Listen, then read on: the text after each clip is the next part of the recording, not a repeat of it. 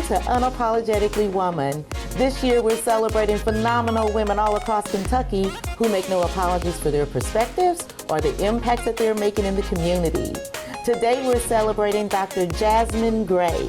Jasmine is an advocate for children and families, a former pianist, and a pediatrician at Florence Primary Care. Unapologetically Woman, Jasmine Gray, that's you. Congratulations. Thank you. Thank you. So you have wanted to be a pediatrician since you were 5 years old. Yes, 5 years old. What made you come to that conclusion? Well, it really came down to my relationship with my own pediatrician, Dr. Mikas, who works in Lexington, Kentucky to this day. Before then, if you asked my mom, I wanted to be a hairdresser. I'm kind of glad that didn't work out. But after like 5, going to school, I was just really always interested in math and science and kind of learning. And then just starting from 5 and beyond, my relationship with my pediatrician just flourished. And so she really made an impact on you. Oh, definitely, 100%. And that's one of the reasons that you became a pediatrician and you wanted to kind of emulate her and give other patients the same kind of holistic care that she gave you. Yes, for sure. I was never afraid to talk to her, go with my concerns. Even, when I was struggling with any health concerns I had, I just remember her being kind and thoughtful and caring, and helping me navigate that process. To this day, I really like to focus on nutrition and childhood obesity. And at one point I was, I was getting up there, my BMI as a kid. And, she just sat down, my mom and I, and she was just like, okay, what are you guys eating? What do you guys have for breakfast, lunch, and dinner? And then just walking us through the process of okay, that sounds good, but maybe we can work on this. So making small food changes in my day-to-day really helped me not only in childhood but progressively in life. And so that's the kind of pediatrician I want to be, is not just in the moment but impactful for a lifelong. And so you don't have a problem having any conversations with the parents because that's the way you're helping the child, right? I wouldn't say it's easy, but no, when I look at the child and their innocence, that's what pushes me to care, because they really can't always talk for themselves or speak for themselves. So I take accountability as their advocate, not just their parents, but myself as well. So 100%. And so you believe in those little changes, I think your philosophy is just keep swimming. Yes, just keep swimming. So day by day, I think there is a quote, and I'm going to get it all wrong, but it states that there's no better time to live than today. You can't think about yesterday, you can't think about tomorrow. So just think about what you can do today to bring a little bit of change. And each day, if you keep doing that, you get better, things get better. And so when you're in the office, you don't have a long period of time to be with each patient. You guys might have 15 minutes or something like that. So to make the most of it, and when you have to have an uncomfortable conversation, how do you prepare yourself for that? So in the moment, I'm always honest. I tell parents, my kids, I call them families, I'm just always honest with, today I know we don't have a lot of time, but I'm also, that pediatrician who will be like, hey, can you hang out for a second? I'll give you a few extra minutes at the lunch hour, or can I call you? What time are you free? This afternoon? That's not a normal thing. It's not. No, it's not. That's great. Yeah, I'll just, kind of go above and beyond. Because I just really want to help and care for kids.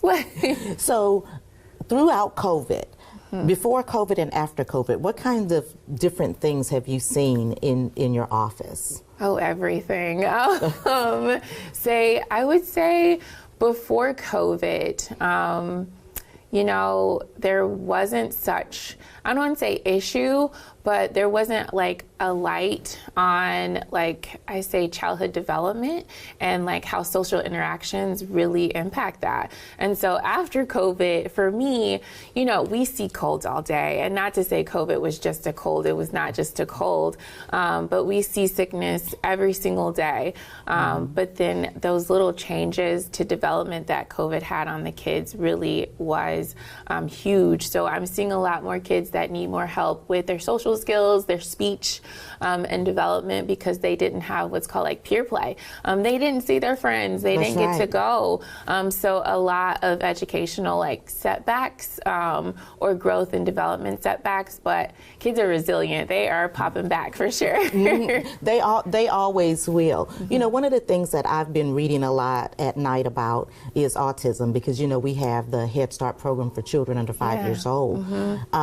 How do you talk to parents about the possibility of their children, you know, being on the spectrum? What is that like? I love development too. And not to say autism is the only thing, but they're human. They're just like us. They just see the world a little differently. And I think that's super cool, honestly. And so a lot of parents come in and they're either fearful of like autism and putting that label on their child. And what does this mean? Like, they always think the worst. So I try to shift their brain for like, what could be the best? Like, a lot of kids with like autism, they usually have like that one thing, you know, they think like stereotypically like, oh, they really like this and they're really focused on this. Well, like, how do we highlight that? Like, what is good about that?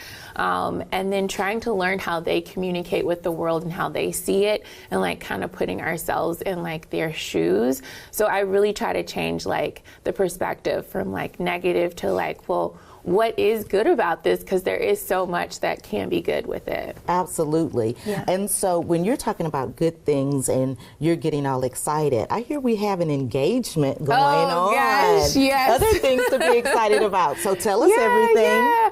Well, you know, I found like the love of my life, best friend.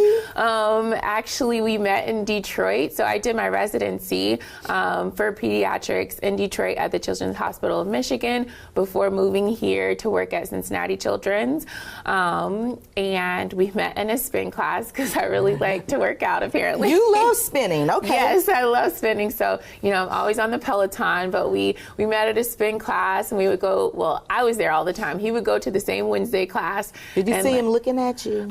So apparently he did. He would say, actually, and I guess this goes to my personality, he said, like, you know, he would talk and be like, oh, great class. And I'd be like, yeah, that's good.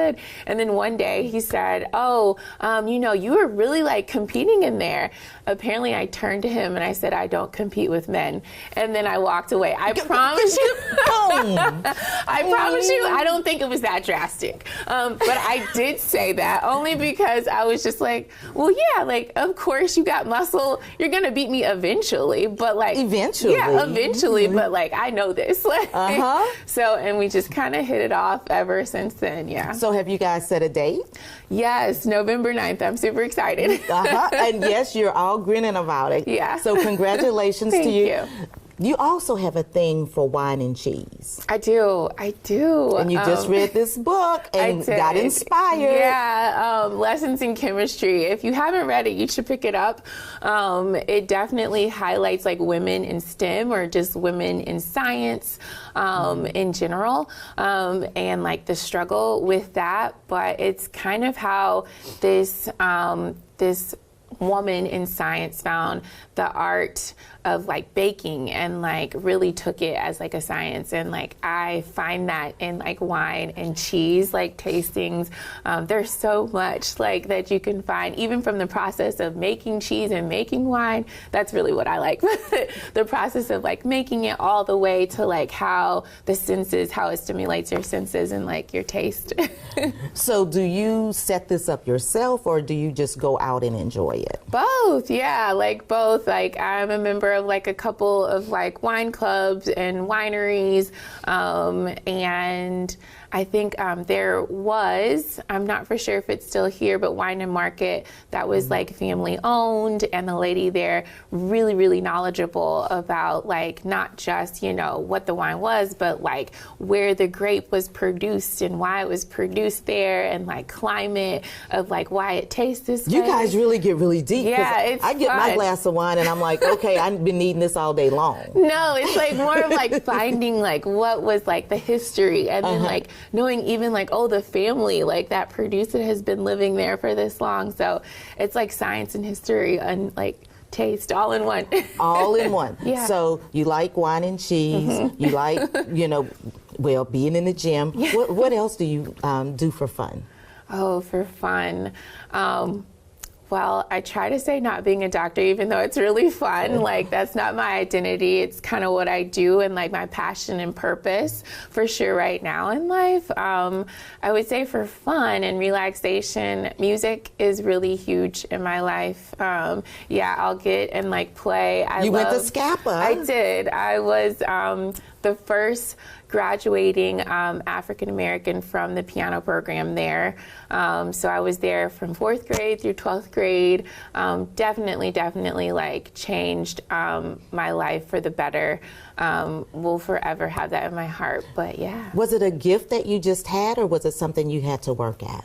I would say it was something I had to work at for sure, but that's probably my relationship, that it was like also school. Yeah, right. So like I definitely like worked at it, but now I would say it's more of like, I would say hopefully like a gift and a talent, because I'm able to use it as my relaxation, my calm, when I just need to like breathe. Like my meditation is just like going and playing like music. I like classical music, so that, you know, not many people do like to play classical music, but it's just very calming. So you probably have your classical music playing, your wine and your cheese, and you're doing all of that together. Maybe sometimes, yeah. I actually haven't thought about doing it all together, but yeah, it sounds like a good night. But with all of those things, you're also published. So you graduated from the historic Hampton University. I did, yes, my home by the sea. I love my HIU, Hampton University. Now, is that where you pledged Alpha Kappa Alpha Sorority Incorporated? Because you're also an active member of that too. I am, yes. I would say tradition lies in Lexington, Kentucky with the Beta Gamma Omega chapter of Alpha Kappa Alpha Sorority Incorporated. So I did not pledge. I was, I guess, pledged to my, you know, academics at the time. Medical school is getting ready to go to medical school is a big deal. It's huge. So you've got to be focused. Yes. Where did you do your residency? I did that at Children's Hospital of Michigan in Detroit. I was there for 3 years in residency, but stayed a little longer, so I was there for a total of 5 years. Another like second home. What was your favorite thing about residency? Ooh, my favorite thing, Yes. getting out in the community, I will have to say. So my program, I was like kind of privileged in the fact that I didn't have to always be in the hospital. So I had the opportunity to go out 3 months out of the year into the community, whether it was working in a community clinic or just going to a Head Start program and like figuring out some of the resources or helping out there, giving vaccines, things like that out in the community. I even rode on like a food truck with a guy who went to different areas to hand out food to families in the community. So yeah, that was like my favorite part. Well, and being out has to be your favorite part, because you also went on a mission trip abroad. I did. During medical school, we did it felt like forever, but I want to say it was like 2-week long mission trip to the Dominican Republic. It was bordering the Dominican and Haiti, Bate Nueve. If you look it up on a map, it doesn't exist, but you like can't see it. Yeah. But yeah, a sugar cane field. We went there to deliver like medicine, and you just really learned a lot about like yourself. Like, you know, you go to mission trips thinking you're on a mission to give, but it really is a mission to like learn. And I gained, I think, so much more like from that trip. people who definitely have little when it comes to materialistic things than I do, but at that time had so much more in like love and faith. And so we even got to like have church with them, and that was like such a beautiful experience. Yeah. Wow. Okay. I'm going to kick it to you for the last word. Oh. For young girls, young women that are looking at you and thinking, gosh, I'd like to be like her someday. What kind of advice would you give them? Just keep swimming. And I'll just say, I say this to all my teens. I love my teens that are about to like go off and explore. You know, there are about like 2 options in life. Like at that turn, you can like go to school or you can work. Everybody has to work eventually. Like that's like the end all be all. But like kind of like this is your time to like to shine. What do you want to do? And that's not just like, I'm even asking myself, I ask myself like daily, like, what else do you want to do? Like it doesn't stop, but like if it takes a little bit of schooling, if it takes a little bit of that, it'll be so much more fun, and you'll have so much more joy in your life. Like if you actually just do what you want to do instead of just like not settling, but yeah, like don't settle. Like just don't do it. Just keep swimming. One day it will happen. I promise you. Congratulations. Oh, thank you. So proud of you. Thank you. You guys heard it from Dr. Jasmine Gray. Just keep swimming and don't give up. Follow your dreams and you'll be happy that you did. Continue to watch as we celebrate other phenomenal women just like Jasmine who are making a difference in the community. I'll talk to you soon.